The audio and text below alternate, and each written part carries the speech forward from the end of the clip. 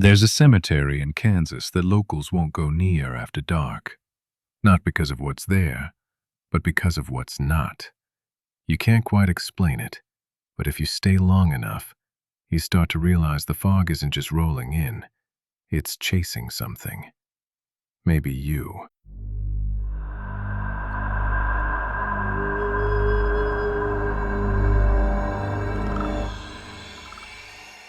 You may not have heard of Stull, a small quiet town in Kansas, but around here, it's infamous. People whisper that it's one of the 7 gateways to hell, or one of the most haunted places in the entire U.S. They talk about a priest who supposedly killed himself, and a crumbling church, said to have mystical, even demonic properties. None of those are true. They're myths and urban legends made up and passed down by country kids with nothing better to do. Yet while the church has been gone since before I was born, and no priest ever hung himself, there is still an odd fascination with the place, particularly the cemetery. Now, I can't really speak for all the stories you may hear, but I have been there a couple times, and while I don't really believe in the supernatural or anything, these experiences really made me question my beliefs. When I was a kid, circa 2001 or so, I was a Boy Scout. We did all the normal Boy Scout things, hiked, fished, camped, etc. One weekend in the fall, we got to go on a campout to Clinton Lake, just outside Lawrence. This was a big deal for us as our troop didn't have a lot of money, so we normally stuck to camping at farms and properties whose owners were friendly with the troop. Real camping sites on a lake, real toilets, even not just outhouses, and showers within walking distance of our camp? Unheard of for us. Needless to say, we were all excited, and given how modern and near to a town our site was, we got a bit more freedom than we normally would have. It was either Keith or Luke, 2 of the older boys in our troop, who came up with the idea. After the first night of normal scouting fare, including telling ghost stories, they wanted something a little more fun for the second. Dinner had been eaten, dishes already cleaned, campfire waning. They asked, pleaded, then begged the scoutmaster to let some of us go out. Carl, the scoutmaster and also Luke's dad, knew where we wanted to go, and I am sure he didn't believe any of the stories either. Otherwise, he would have never yielded to Keith and Luke. Unfortunately, he did eventually agree to let a few of us go out to the cemetery, not too far away. Keith and Luke were definitely going. Nick, Keith's younger brother, was an obvious choice. William and myself, classmates and friends of Nick, rounded out the party. We all got into Keith's truck, ready to head out. Carl walked up to the truck window with a final warning for us to be safe and be back in an hour. We all agreed and promised we wouldn't do anything dangerous or try to buy beer at the convenience store that was down the road from the campsite. We headed out to Stull, the almost mythical place that everyone hears about growing up in Kansas. It was a pretty quick drive, paved roads even most of the way there. Once we got to the small township, we passed a couple buildings and arrived at the cemetery. This was before the gate was kept closed at night, so driving in was no problem. Even with Keith creeping along at the slowest his truck could go, it didn't take more than a couple minutes to drive the loop of the cemetery's dirt road. Nothing happened. No noises, no chills, no sightings. Well, being the brave and adventurous scouts that we weren't going to go back with nothing to say of our explorations, so the truck was parked at the front gate facing the road, and we disembarked. We followed the road as we first drove it, heading towards the right of the loop. Armed with a couple of flashlights and a lantern, we poked around the headstones along the driveway, trying to make out their weathered faces in the low light. As we made our way to the right side of the graveyard, a light fog started rolling in. This is not unusual for where we lived this time of year, so we didn't think anything of it. We continued along the curve of the road, and the fog thickened a bit, but still an uneventful evening. Until the barking started. Luke heard it first and told us to be quiet. It took several seconds before Keith heard it too. We thought they were just messing with us, being younger scouts, and tried calling them out on it. I won't forget how fast the smiles on our faces left as we finally heard the noise. Now I know what you're thinking. Dogs aren't scary. I agree with you normally. but this sounded like there were at least a dozen barking, snarling dogs, and they were getting louder. Trying to rationalize it, we decided there must have been some feral or farm dogs in the woods behind the back corner of the cemetery. Regardless, that was the way the road went and the quickest path back to the truck, so we pressed on. We made our way a little faster as we were a bit too creeped out to try reading the headstones like we had been. The barking grew louder. We all decided that we should head back to the truck before it got too late. At least that was our reasoning, not wanting to admit that any of us were getting scared. As we all got back to the driveway, we started walking towards the turn back to the entrance as a group.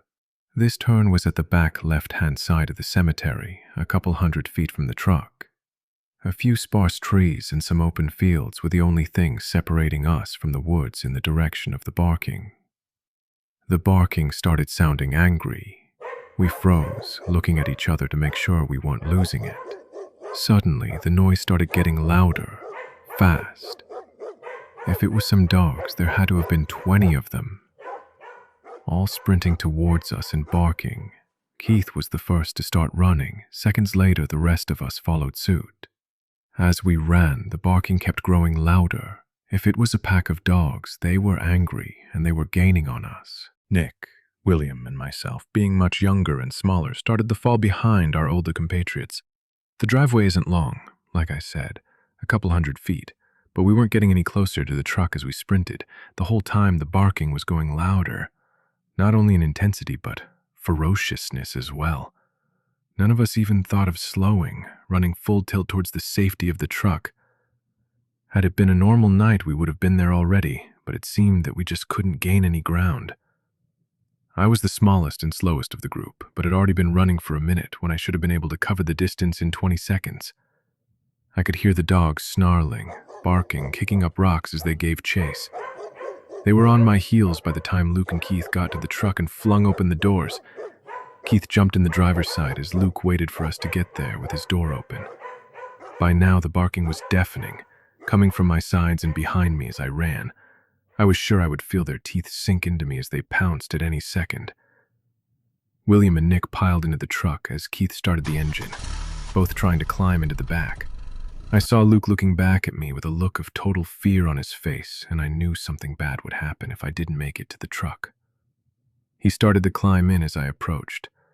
The barking seemed to be coming from every direction, in front of me, behind me, my sides, even above and below me. With the passenger door closing, I didn't even bother trying to get into the cab and leapt over the tailgate directly into the bed. As soon as I got in the truck, was thrown in gear and Keith hit the gas. Dirt and rocks are kicked up as the tires fight for traction before the truck finally starts moving. As we accelerated away, I turned back, knowing that I would see a horde of dogs following us. Nothing at all. I hadn't even realized in the heat of the moment, but the barking had stopped the second I reached the truck. The only thing I saw was a thick blanket of fog rolling in at the back of the cemetery as Keith took the left onto the main road as fast as his truck could handle. It was the wrong way to turn, but I don't think anyone was against taking the long way as long as we were heading away from Stull. Before we reached the turn to take us back to the lake and our campsite, Keith stopped so that I could climb back into the cab. We drove in silence until we made it back. None of us are entirely sure what happened that night as we each experienced it slightly differently. The only thing we do know is something was in that cemetery that night, and it didn't want us there.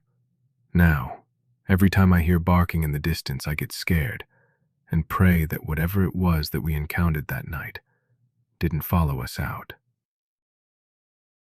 Okay, I know it sounds dumb after the first time, but I did go back to Stull Cemetery.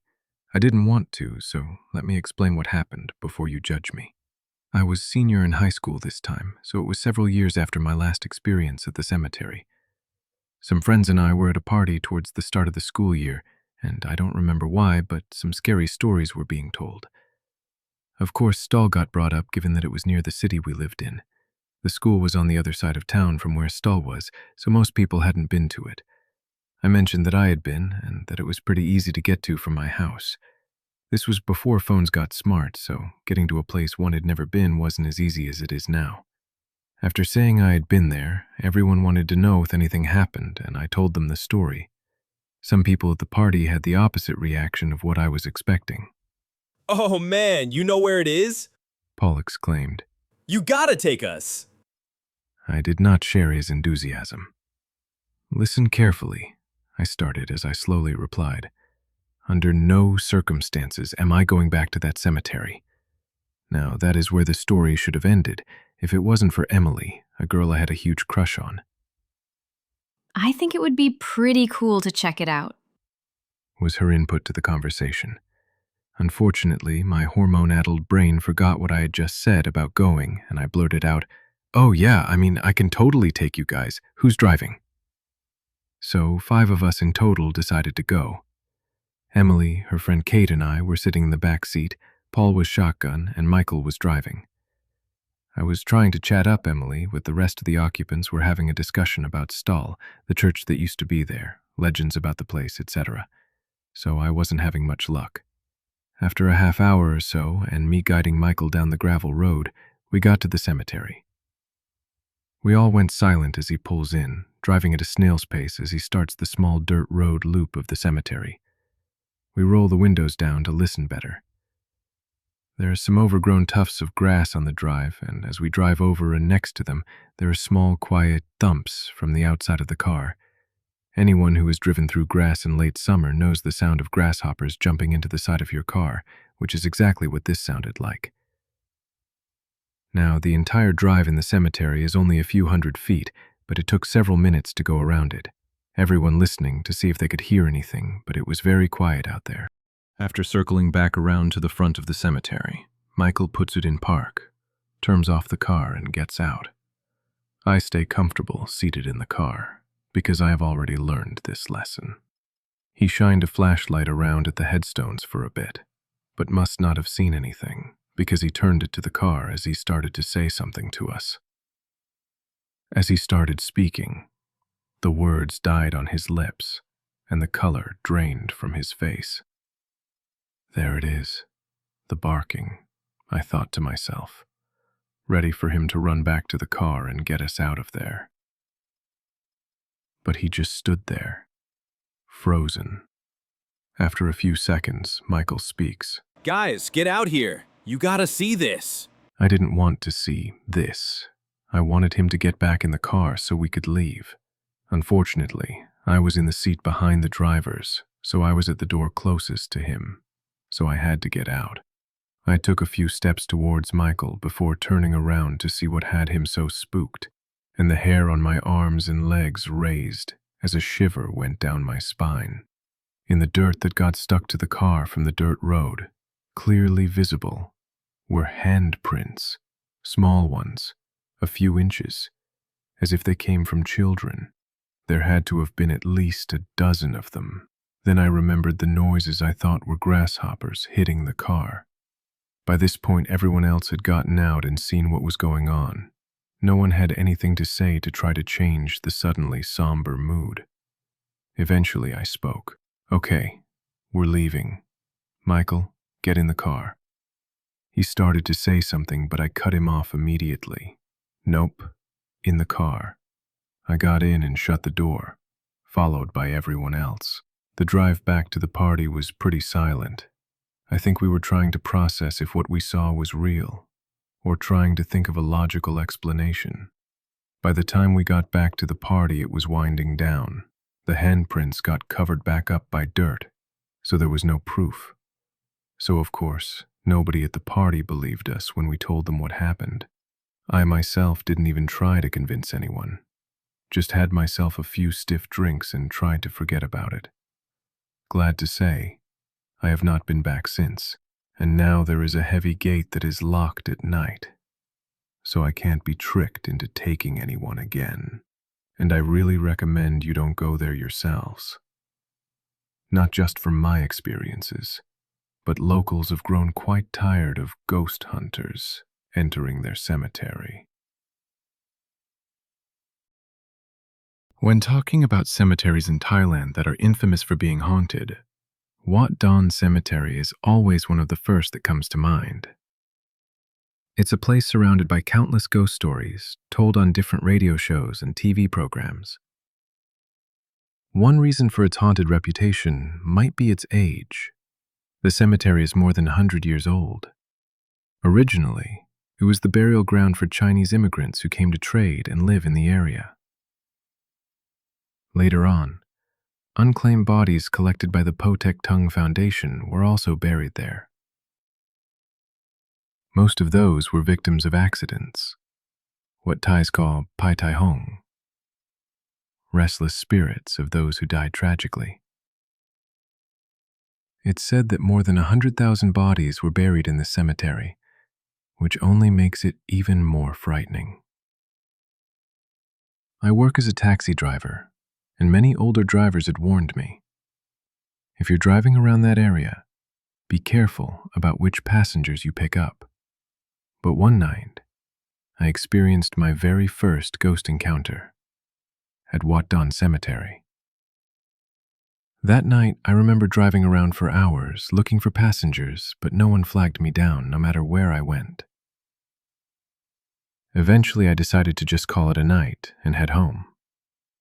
Still, I kept the taxi light on, just in case I got lucky and someone hailed me on the way. And then, finally, I did get a passenger. A woman. I couldn't really tell if she was young or old, because the spot where she got in was so dark. There were no streetlights at all, so I couldn't make out her features clearly. I asked her where she wanted to go, but instead of giving me a clear destination, she just pointed forward and told me to keep driving straight. She said she'd let me know when to stop. That wasn't unusual. Sometimes passengers don't know how to explain their exact destination, so they just direct the driver along the way. I didn't think much of it. After driving for a while, she finally told me to pull over. But when I looked around carefully, I realized where I had stopped. It was right in front of Wat Don Cemetery. There wasn't a single house around, just darkness and silence. Trying to think positively, I assumed maybe her home was on the other side of the cemetery, and she had to walk through it, or take a small hidden path. After she handed me the fare, she got out of the car. Curious about where she was going, I glanced at my rearview mirror to watch her walk away. But because it was so dark, I couldn't see which direction she went, or when she disappeared out of sight. Suddenly, fear washed over me. My gut told me something wasn't right. I decided then and there to drive straight home without picking up anyone else. When I got home, I did what I always do first, count the night's earnings. But when I opened my wallet and pulled out the money she gave me, it wasn't real cash. It was ghost money, the kind of paper offerings burned for the dead. And now, we've reached the end of this episode. Fog that chased scouts through Stull, small handprints pressed into metal, a woman who paid her fare in ghost money. One thing is certain, some spirits never stay buried. Subscribe for more chilling stories and legends from around the world.